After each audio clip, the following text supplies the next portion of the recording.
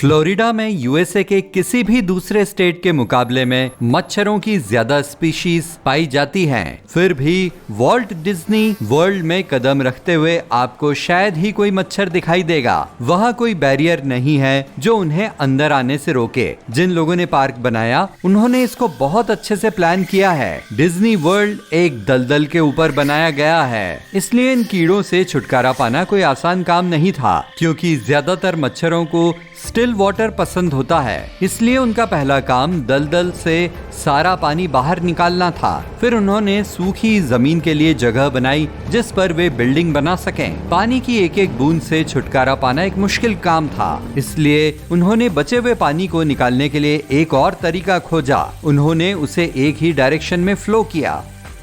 अगर आप Disney world जाएं तो ध्यान से स्टिल वाटर के हिस्सों को ढूंढने की कोशिश करें। आप नहीं खोज पाएंगे। वहाँ पर पानी के छोटे तालाब भी बहते हुए मिलेंगे, हालांकि वो ज्यादातर फाउंटेन के जैसे हैं। पार्क में हर एक बिल्डिंग को ऐसे बनाया गया है जिससे बारिश होने पर पानी उसके ठीक ऊपर से बह जाए और पानी इकट्ठा न हो। प्लांट्स भी इस प्लान का हिस्सा थे। डिज्नी वर्ल्ड के अंदर एक भी वाटर लिली नहीं है, क्योंकि मच्छर उन्हें बहुत ज्यादा पसंद करते हैं। वे इसे कीड़ों के खिलाफ चालाकी से दिन में 2 बार सूरज उगने पर और ढलने के आसपास स्प्रे करते हैं। वे जानते हैं कि मच्छरों तक पहुंचने के लिए इसे कहां और कब स्प्रे करना है। उस पूरे एरिया में लगभग 60 स्प्रे ट्रैप्स हैं। वे कार्बन डाइऑक्साइड के साथ मच्छरों को अट्रैक्ट करते हैं और मच्छर इसका ऐसे पीछा करते हैं जैसे कि ये कोई सीक्रेट महक हो। डिज्नी वर्ल्ड जो स्प्रे इस्तेमाल करता है वो नेचुरल लिक्विड गार्लिक है।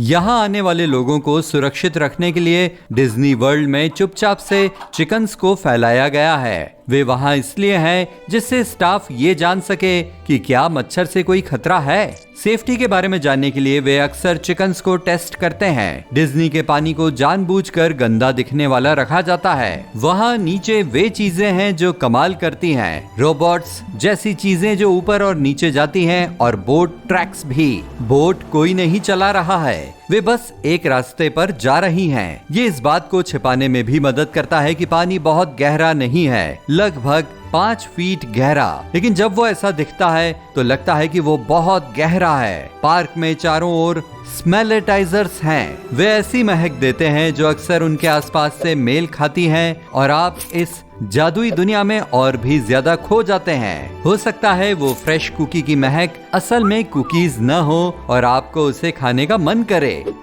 पार्क के नीचे यूटिलिटी डोर्स या यूटिलिटी कॉरिडोर नाम की टनल्स हैं। एक बार वॉल्ट डिज्नी ने एक स्टाफ मेंबर को फ्रंटियर लैंड से टुमारोलैंड जाते हुए देखा। ये गैस के देखने के लिए नहीं है, क्योंकि इससे उनका ये मैजिकल एहसास खराब हो जाएगा। इसलिए उन्होंने अंडरग्राउंड टनल्स बनाई। वहाँ अंदर रिहर्सल रूम, कैफेटेरिया, स्टोरेज और ऐसे ही दूसरे कमरे हैं। इससे स्टाफ ज्यादा मेहनत के बिना और किसी को पता चले बिना ही एक जगह से दूसरी जगह जा पाते हैं। पार्क इतना बड़ा है कि आपको एक छोर से दूसरे छोर तक जाने के लिए गोल्फ कार्ट की जरूरत पड़ सकती है। वहाँ सड़क पर च्युइंगम बिल्कुल भी नहीं दिखेगा। ऐसा इसलिए है क्योंकि आप इसे वहाँ कहीं भी नहीं खरीद सकते। हालांकि आप अपना च्युइंगम ला सकते हैं, और अगर कभी सड़क पर च्युइंगम दिखता है तो स्टाफ उसे बहुत ही जल्दी से साफ कर देते हैं। डिज्नी वर्ल्ड में जिन चीजों को वे नहीं चाहते कि आप उन्हें नोटिस करें, उन्हें हरे रंग में रंगा गया है। इस हरे रंग का भी एक नाम है। यह है गो अवे ग्रीन। ये समझ में आता है और ये आमतौर पर काम भी करता है। वैसे हर कोई टिंकर बेल को नोटिस करेगा, लेकिन इससे पहले कि वो बाहर आए उसे दूसरे स्टाफ की मदद की जरूरत है, वरना वो अपनी उड़ान के बीच में ही फंस सकती है। लोग कहते हैं कि इस काम के लिए आपको ताकतवर शरीर की जरूरत है, क्योंकि पंखों वाले कॉस्ट्यूम का वेट बहुत होता है। पार्क के अंदर इकलौता होटल रूम सिंड्रेला कैसल में है, लेकिन ये सबके लिए नहीं है। एक रात रुकने के लिए आपको इनविटेशन चाहिए होगा या कोई कॉन्टेस्ट जीतना होगा। ये कैसल एक किले की तरह है। ये नेचर के लगभग हर वार का सामना कर सकता है, क्योंकि इसका शेल फाइबर ग्लास से बना है। ये 125 मील प्रति घंटे की रफ्तार से चलने वाली हवाएं झेल सकता है। हॉलीडे सीजन के दौरान जब कैसल को लाइट से रोशन किया जाता है तो इसकी सभी लाइट्स उतनी ही बिजली इस्तेमाल करती हैं जितना कि आपका ड्रायर।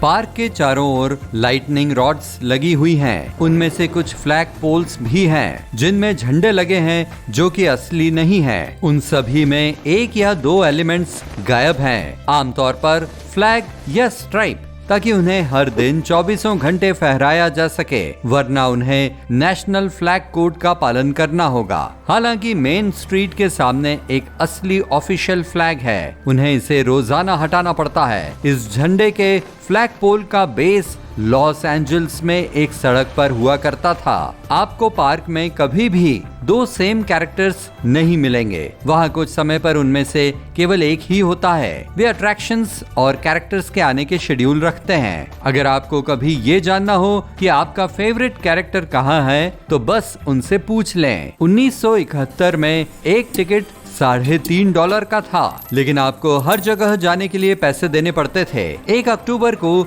डिज्नी वर्ल्ड के खुलने पर 10,000 लोग इसे देखने आए थे। पार्क का लेआउट काफी हद तक एक जैसा था, बस थोड़ा छोटा था। जैसे कि एडवेंचर लैंड में केवल 3 अट्रैक्शंस थे, Jungle Cruise, Swiss Family Tree House और ट्रॉपिकल सेरेनेड।